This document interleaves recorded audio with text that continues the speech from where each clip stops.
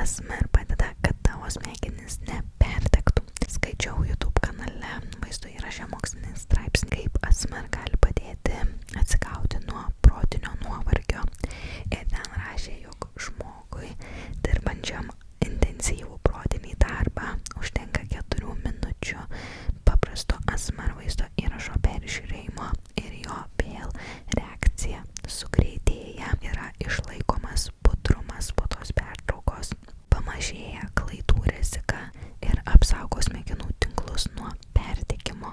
Šis tyrimas rodo, kad ASMR gali tapti nauju greitu ir efektyviu įrankiu darbuotojų nuovargiui valdyti realiame pasaulyje, nes net ir labai trumpa vos 4 minučių ASMR pertraukėlė protinio darbo viduryje sugeba apsaugoti smegenis nuo išsekimo, atstato reakcijos greitį ir padeda smegenų tinklams išlaikyti efektyvumą. Jeigu nori išgirsti daugiau ASMR naudos, kur skaitau mokslinius tyrimus